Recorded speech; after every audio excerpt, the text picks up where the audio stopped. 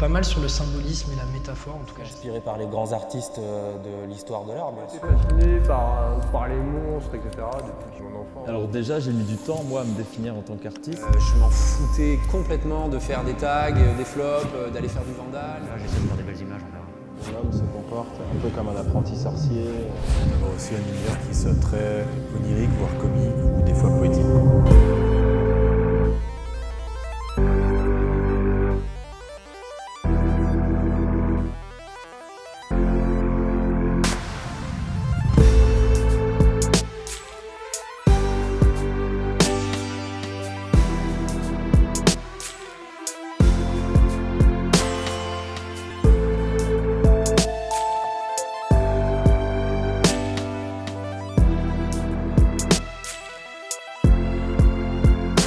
J'ai commencé pendant mes études, donc en 2004-2005 avec les copains. On avait une friche industrielle à côté, on allait acheter nos aérosols, bombes de peinture à Carrefour. Et on allait jouer sur des terrains vagues. Et au fur et à mesure, à force d'entraînement, à force de casser la tirelire, acheter des bombes trop chères, on progresse, du moins on essaye. Au début, il y avait Photolog, il y avait un site qui s'appelait Photolog, on mettait nos images dessus. C'est l'ancien Facebook, c'est l'ancien Instagram, où on pouvait mettre qu'une photo par jour. Et on a commencé comme ça, tout doucement. Et de fil en aiguille, des projets sont arrivés, des expos sont arrivés. Et youpi!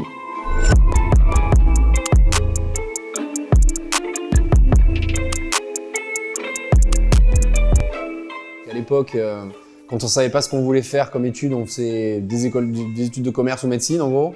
Et moi j'ai essayé de faire commerce et je me suis vautré comme un gros naze. J'étais super malheureux, j'ai détesté ça. Et en gros, je me suis souvenu que depuis tout petit, je dessinais beaucoup. Je suis fils unique, donc pour m'amuser, je m'inventais des jeux et je dessinais, je découpais, je construisais tout le temps toutes sortes de trucs. Quand je jouais avec mes G.I. Joe et mes Musclor, je les pimpais, je construisais moi-même les décors et tout ça. Et à l'époque, les études d'art appliqué ou les études d'art d'une manière générale, c'était pas très connu. Et moi, les beaux-arts, c'était un truc qui me faisait un petit peu peur parce que je savais pas à quoi ça menait. Et j'ai découvert qu'il y avait les études d'art appliqué. Et du coup, j'ai essayé et là, je me suis révélé. Et voilà, et je me régale depuis 15 ans et je suis ravi de pas avoir fait de carrière dans le commerce. Les premiers émois graphiques et visuels ont été issus des pochettes de disques à l'époque. Voilà, j'avais un grand frère qui écoutait pas mal de punk, puis de hardcore, des trucs comme ça. Et à chaque fois, je flashais complètement sur les pochettes. Il y avait toujours des illustrations complètement cinglées. Et voilà, moi je me suis dit, plus tard, je vais faire des pochettes de disques ou des affiches pour des concerts, parce que ça avait un lien, évidemment, quoi. La musique et l'illustration, le dessin, la peinture, tout ça, c'était très lié, parce que ça représentait un univers particulier. Et voilà, moi, comme je faisais pas de musique, je me suis dit, j'ai essayé de faire la musique, mais bon, c'était pas super. Donc je me suis dit, je vais faire de la peinture et du dessin pour rester dans cet univers qui me plaît à la base.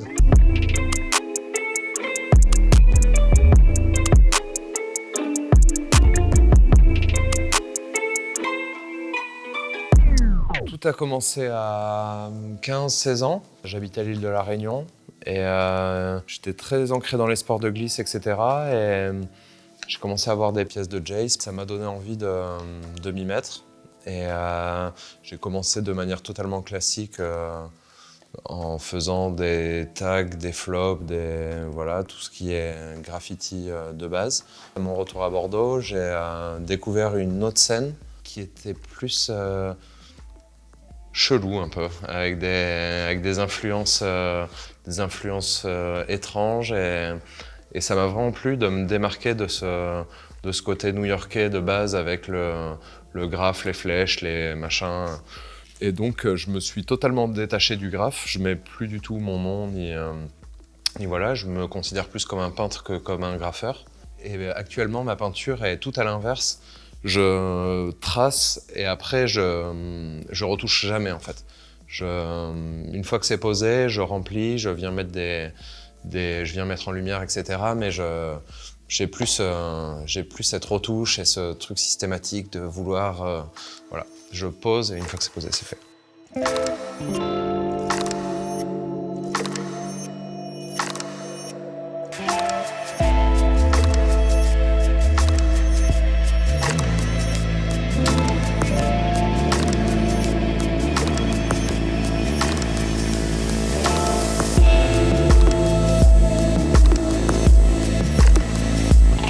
découvrant le rap et en lisant des magazines d'art, j'ai découvert tout l'univers hip-hop, le breakdance et le street art qui m'a beaucoup marqué sur les trains aux États-Unis, puis en France, à Paris.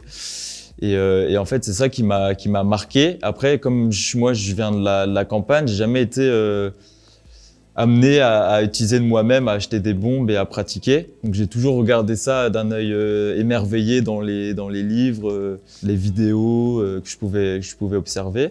Et en fait, c'est quand je suis arrivé au lycée à Orléans, il y avait un atelier graphe et c'est là que j'ai commencé à tâter un peu les bombes et à me rendre compte que c'était agréable à faire et que c'est toujours intéressant de voir tes petits dessins prendre vie sur un mur à échelle beaucoup plus grande. En fait, c'est comme ça que j'ai commencé. J'ai commencé tout d'abord à être illustrateur et je suis arrivé en fait au graffiti plus tard. À partir du moment où j'ai commencé à peindre, c'est vrai que je n'ai pas vraiment lâché l'affaire et ça m'a tout de suite passionné. J'ai fait énormément de murs, énormément j'ai essayé de me perfectionner en tout cas dans ce domaine-là. Et maintenant, depuis quelques années, je suis revenu aussi à un travail plus d'atelier, donc sur toile, où pareil, ça m'a permis d'explorer aussi d'autres choses. Et aujourd'hui, j'essaie de faire un petit peu se répondre les deux choses, quoi. Je dessine depuis tout petit. Mes frangins, et un de mes frangins en particulier, dessinait. Et c'est un peu sous son influence et grâce à son influence que je m'y suis mis aussi. Et ça m'a suivi. Enfin voilà, j'ai fait ensuite une espèce d'évolution, en tout cas de passage et d'exploration de différents médias, supports et influences. Du coup, à l'adolescence, je me suis pas mal intéressé au graffiti, donc j'ai un peu survolé ça, de loin, mais l'esthétique m'a beaucoup marqué à l'époque. Et un peu plus tardivement, je me suis intéressé un peu au graphisme, puis aux arts classiques, vraiment à la peinture classique en particulier. En étant jeune adulte, j'ai commencé à me pencher sur un travail d'atelier, un travail de peinture, très proche de la peinture classique, ou en tout cas j'avais la volonté de m'en rapprocher. C'est vraiment des influences qui font partie intégrante aujourd'hui de mon travail et de mon univers.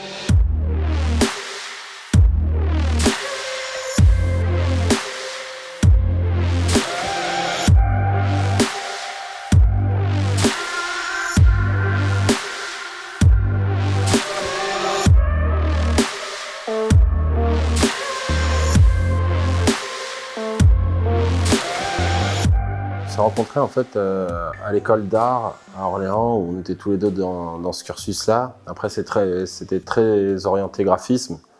Du coup en fait nous on a toujours aimé dessiner, peindre, c'était pas trop le truc de l'école. Du coup on s'est retrouvés sur ça à côté en dehors des cours.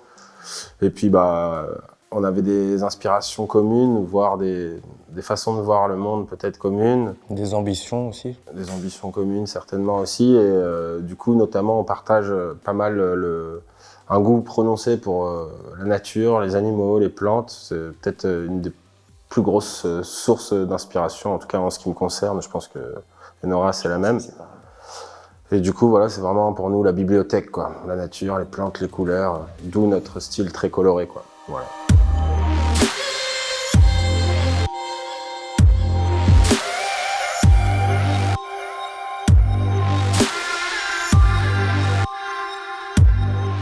Je suis inspiré par les grands artistes de l'histoire de l'art, bien sûr, dans toutes sortes de peintures, mais également dans notre domaine, le graffiti aussi, qui regorge d'artistes de qualité, quoi. Au niveau des peintres, il y a plusieurs peintres qui me plaisent. J'aime pas mal le surréalisme. Enfin, je pense que ça se sent un peu dans ma peinture. Dali, classique. Enfin, après, je suis pas fermé. Ça va de trucs très naïfs, genre Basquiat. Forcément, il y a aussi un peu le graphisme, parce qu'avec l'école, il y a la formation. Donc, c'est pour ça que nos compos sont assez déstructurés, avec des zones très détaillées et des zones beaucoup plus légères. Voilà, mais en gros, ça, et puis comme j'ai dit, la nature. Mon travail est très référencé par à la fois une culture ciné qui me vient de... Ma mère avait un vidéoclub quand j'étais gamin, quand j'avais 5-6 ans. Et donc, j'ai mangé du film de science-fiction, du Star Wars, du Légende, et j'en passe depuis que je suis tout gamin. Et donc, les films d'horreur, les films de SF et la culture fantastique d'une manière générale nourrit mon travail en permanence. Et je suis aussi vachement marqué par plein de dessins animés. Donc c'est un espèce de savant mélange de tout ça. Donc il y a des hommages à des Martiens, à Bob l'éponge, on va croiser un Godzilla. Je les reprends pas directement, j'y fais référence, je m'en sers, ça vient nourrir mon bestiaire, mais c'est vraiment très présent. Et voilà, et ça, il y a aussi pas mal de souvenirs d'enfance. J'ai été élevé dans une famille où on attache beaucoup d'importance à la bouffe.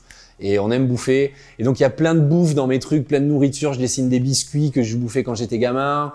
Il y a des petits légumes qui se baladent. Voilà, c'est un espèce de mélange entre du fantastique, du dessin animé, des petits souvenirs d'enfance, le tout dans des scènes très très chargées en général et très narratives et très illustratives. Mes premières influences, elles viennent en fait de tout ce qui est cartoon, ça va des trucs très basiques, des Simpsons, à même des Disney, des mangas. J'essaye en fait de mélanger tout ça. Ça part souvent d'une idée qui est très très simple ou de quelque chose qui est dans un style très enfantin, et ensuite je vais essayer de composer, de broder autour de ça. Mais souvent, la chose le premier moteur, en tout cas, d'un projet, c'est quelque chose de très très simple. Je suis né en 97, j'ai grandi avec les dessins animés Cartoon Network, gros tracés noirs. Donc moi, ça m'a toujours influencé, et maintenant, j'essaye de mettre ça sur des murs, sur des papiers. Voilà, c'est ça mon style, un style cartooniste, figuratif, quelquefois figuratif abstrait. Les gens se demandent un peu ce que c'est. Ils voient des pattes de tigre, ils voient plein de choses. Donc, je pourrais définir mon style un peu surréaliste. C'est des choses qui existent, mais qui sont mélangées avec des choses complètement illogiques. Comme là, par exemple, je vais faire un flamant rose avec une tête de tigre.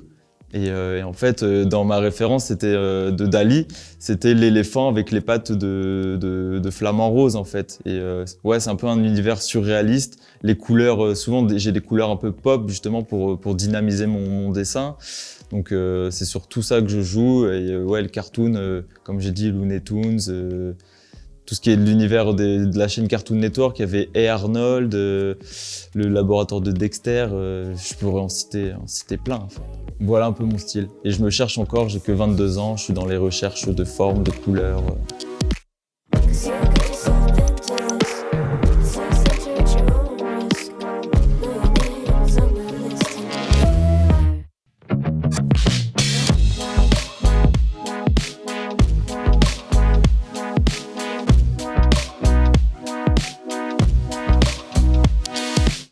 Le truc à la base, c'est qu'il y a des mouvements tels que le cubisme, avec des artistes comme Picasso, qui ont été totalement influencés par tout ce qui était art primitif, art africain, via les masques, les totems, etc.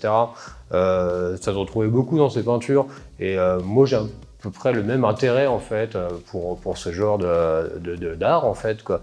Par exemple, moi je vais très souvent au Quai Branly à Paris pour aller voir les expositions permanentes avec tout l'art océanien, etc., l'art africain, avec tous les totems en bois sculptés à la main, des choses très brutes en fait, c'est ça qui me plaît, c'est le côté très brut, et puis voilà, des espèces de personnages un peu hétéroclites avec des formes assez bizarres, assez étranges, et voilà, un peu mystiques, et c'est ça qui me plaît, que j'ai récupéré à ma manière, on va dire.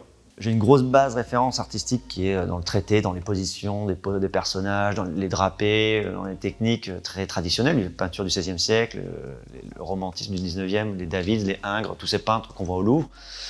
Et j'aime bien rajouter des petites blagues, des petites anecdotes, des petits codes. En fait, je marche aussi beaucoup comme les natures mortes, où chaque objet correspond à quelque chose. Par exemple, la tête de mort correspond à la fragilité de la vie, ou un verre renversé, pareil, où la bulle de savon symbolise la fragilité de la vie. Je fais le même système avec une manette de PlayStation et une manette de Nintendo. Ça va pas beaucoup plus loin. Je cherche pas les concepts hyper alambiqués.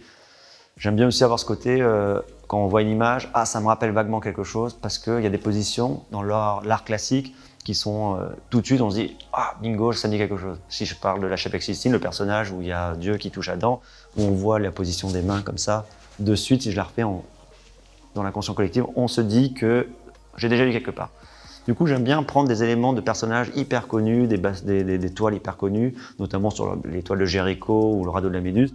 juste prendre 2-3 personnages, on sait que ces positions sont emblématiques de cette période historique. Donc c'est souvent des trucs hyper lyriques, on voit les gars avec des drapés, les mecs qui s'emballent pour pas grand chose, ils se foutent des gros coups de massue, c'est des grosses scènes de bagarre. Voilà. Et après je rajoute des Bob l'éponge, je rajoute des sabliers parce que j'aime bien ce côté, cette notion du temps qui passe, ce côté un peu crépi, le truc qui se casse la gueule, les maisons qui s'enflamment, la fin du monde, voilà. Ce qui revient souvent, que ce soit moi qui le cite ou certaines personnes qui peuvent regarder mon travail, c'est Bosch, et plus globalement l'école flamande. Voilà, et puis après il y a la peinture religieuse, il y a le surréalisme aussi. Donc on me colle parfois à Dali, alors que curieusement c'est pas forcément ma première référence, voire plutôt pas, j'essaie même de m'en éloigner, enfin, c'est pas forcément celui que je préfère, mais on m'en rapproche, donc manifestement ça a dû transpirer à un moment. Mais c'est vraiment l'école flamande moi, qui m'a marqué. J'aime beaucoup aussi l'école italienne, je pense à Caravage et au ténébrisme en particulier. Et ouais, je l'ai cité déjà, mais ouais, la peinture religieuse m'a beaucoup marqué. J'aime vraiment les icônes religieuses et la peinture du Moyen-Âge, gothique. Donc en gros, ouais, c'est vraiment du gothique à la Renaissance, c'est les périodes que j'affectionne le plus en peinture, donc les périodes les plus classiques, quoi. J'ai grandi vraiment à la campagne pour le coup, et c'est vraiment un univers qui m'a toujours marqué et qui m'a fait grandir et dans lequel j'ai grandi aussi. Puis il y a vraiment cet aspect un peu fascination enfantine, quoi. Je trouve ça rigolo, je trouve ça amusant. Et puis il y a le côté fable que je trouve intéressant aussi, justement, je parlais de métaphore, mais c'est un peu ça aussi, quoi. Ça permet... Il y a vraiment l'anthropomorphisme qui est assez systématique chez les gens, on va tous prêter un caractère à tel ou tel type d'animal et tel ou tel type d'allure. Voilà, on s'imagine tous que la hyène est mesquine et que le lion est noble, par exemple, alors que bon, dans la réalité, les deux, ils bouffent des bestioles, et enfin voilà, ça n'a pas de sens, quoi. Le renard n'est pas spécialement rusé, ou pas plus que le chat. Et je trouve ça rigolo, on va vite prêter des caractères comme ça, et ça permet justement la métaphore un peu plus facilement, et avec des formes qui, moi en tout cas, me plaisent à travailler, quoi. Il y a des textures, des couleurs, des formes qui sont plus libres que chez l'humain. Encore une fois, c'est mon interprétation, hein. Beaucoup d'artistes qui interprètent la figure humaine de manière très personnelle. Moi, j'en suis pas capable, du coup j'ai pris les animaux. Donc, mais c'est les seules raisons que j'y trouve, quoi.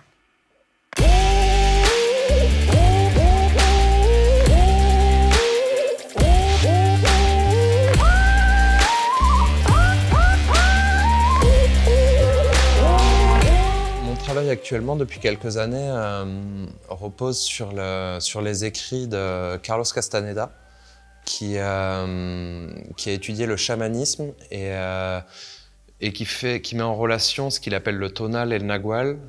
Pour simplifier un petit peu, ça serait un peu le rationnel et l'irrationnel.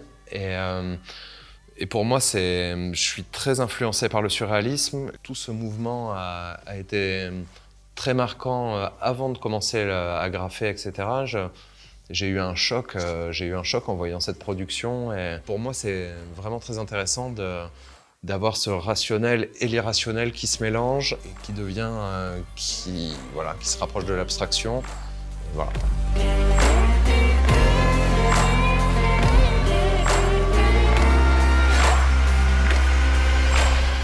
Des murs, c'est pas forcément du street art. Enfin, le street art, ça veut dire ce que ça veut dire. C'est de l'art qui se passe dans la rue.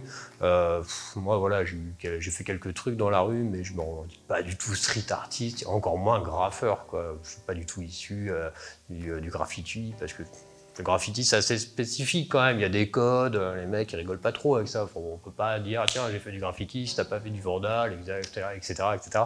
Voilà, moi, tout ça, c'est une influence, évidemment. Le graffiti, moi, j'habitais en banlieue parisienne, et quand j'allais au lycée, j'arrivais à la gare du Nord et je me tapais tous les graphes le matin et en rentrant chez moi le soir, quoi. Donc évidemment, ça a une répercussion complètement dingue, en fait, sur la conception que j'avais de la peinture. Et en fait, dès qu'on passe sur un mur, on passe dans une sphère sociale, en fait. On montre aux gens, on l'impose aux gens. Et ça, je trouve ça intéressant, que les gens soient je sais pas, ça les interpelle, en fait. C'est pour ça que je prends des couleurs qui sont flash, etc. Les gens, ils s'arrêtent, en fait. Ils se posent des questions, ils interagissent. En fait, c'est d'interagir avec les gens dans la rue. C'est ça qui est intéressant. L'homme laisse des traces, mais elles n'ont pas pour but de rester toujours. Et ça fait partie de la vie que les traces disparaissent un jour. Il y a un petit côté chasse au trésor, un peu, avec tout ça, qui est rigolo d'avoir des pièces qui fleurissent ici et là, puis qui de temps en temps disparaissent à cause de travaux, à cause du passage du temps, de l'érosion du temps, et voilà. Bah oui, c'est ça, et puis c'est que l'œuvre, elle vit déjà, elle vit, donc effectivement... Elle vit dans son contexte. Elle peut être détruite par le temps, la nature, voilà. Et puis il y a aussi un côté, dans le côté éphémère, il y a aussi un côté... il faut être là pour le voir, et du coup tomber sur l'œuvre d'un artiste qui fait des choses éphémères, c'est cool parce que... On est un peu privilégié. Avec aujourd'hui l'ère de l'image, internet, tout est accessible.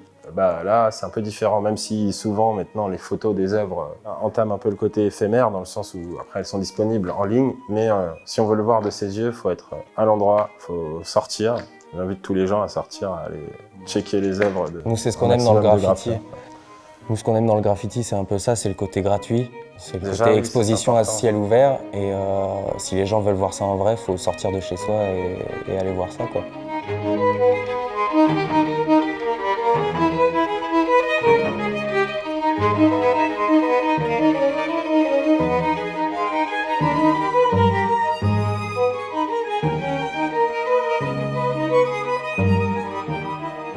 Je me considère pas comme un graffeur, enfin, j'essaie de faire attention à ça, de pas m'attitrer des lettres de noblesse d'un mouvement qui m'appartient pas ou dans lequel j'ai pas forcément les pieds à mettre. Et du coup, je me considère vraiment comme un peintre muraliste. C'est venu un peu par hasard. On m'a proposé... je continuais de peindre un peu comme ça, surtout à l'aérosol de temps à autre, mais il y a un festival, enfin une asso précisément, à Rome, qui m'a contacté pour faire une vraie première pièce murale, où là, j'ai pu justement envisager de faire passer mon travail d'atelier sur les murs, et c'était un peu plus ça la démarche. Après, il y a une différence, c'est l'énergie que ça donne et justement l'aspect éphémère. Et j'avoue que pour ça, j'ai un détachement absolu avec ça. J'ai pas de... Enfin, j'ai de l'affect pour les pièces que je fais et je m'investis et je suis content de ce que je produis au moment T où je le produis. Mais assez vite, je m'en détache et j'ai pas de souci avec l'idée que soit ça disparaisse, soit qu'on se l'approprie, soit que ce soit recouvert. Enfin, voilà, là-dessus, je suis pas hyper possessif avec ce que je produis. J'ai pas du tout de culture, de background en tant que graffeur. J'ai pas cette culture-là. Je m'en foutais complètement de faire des tags, des flops, d'aller faire du vandal, le truc de revendiquer mon nom à proprement parler. J'ai jamais eu de pseudo, j'ai toujours utilisé plutôt mon nom, ou sinon c'était que des conneries pour faire rire les copains. Et concrètement, moi, l'outil des bombes, j'ai commencé à m'en servir tout simplement parce que c'était le meilleur moyen de faire des dessins très grands. Et c'était vraiment juste un souci de matériel. Et donc, je me suis complètement retrouvé avec les bombes et j'arrive à recopier exactement ce que je fais sur un ordinateur ou sur une feuille. Donc vraiment, moi, c'était surtout d'abord un prétexte pour faire des trucs en grand format. Et après, par la force des choses, on se retrouve à être invité pour faire un festival de graffiti, d'art urbain, on l'appelle comme on veut, faire des façades. Et moi, ça, c'est un truc qui me régale parce que je trouve que de laisser son empreinte dans un immeuble entier dans une ville, je trouve qu'il n'y a pas mieux, je trouve que c'est absolument génial. Après, mon regard sur l'art urbain, le street art d'une manière générale, ce que je trouve juste dommage, c'est qu'on fout 1 milliard de trucs dans le même sac, que le phénomène est clairement super à la mode, que ça, je pense que ça doit brasser pas mal de pognon, que c'est en galerie, il y a les ventes aux enchères et tout ce qu'on veut, et qu'on voit quand même franchement passer beaucoup de merde, et que concrètement... t'as l'impression que le truc est en train de se faire essorer complet et que la mode va passer aussi vite qu'elle est arrivée parce qu'en ce moment, il n'y a pas une ville dans le monde qui n'a pas son festival, il y en a partout, ça pousse partout et souvent pas pour de la qualité, quoi. Voilà, c'est ce que je trouve. Après, voilà, je sais pas, c'est mon avis là-dessus, mais...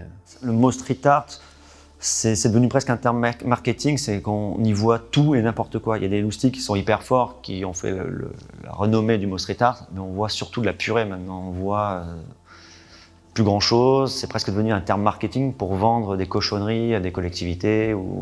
Du coup, j'ai tendance à dire qu'on essaie de se désengager de ça. Moi, personnellement, j'essaie de m'en sortir. Je ne revendique pas du tout street art. Je pense que tout simplement, je suis peintre. Et que je me casse le dos sur des tableaux ou sur ma tablette graphique et de temps en temps, je change de support, de technique pour aller sur une fresque. Mais de là à dire je suis street art, je suis nouveau Banksy, non, je laisse ça aussi aux autres.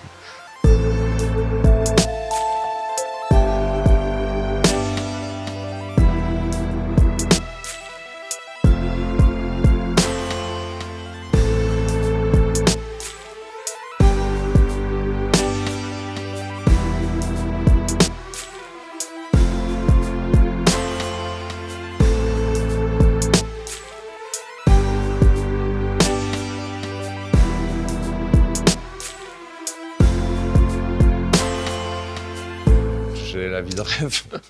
Je demande rien de plus, je veux juste que ça continue et faire des toiles, faire des murs et être dans des moments comme ça où on est tous liés, où on a tous la même passion et où on se fait tous progresser. Je veux continuer à vivre cette vie-là. Voilà.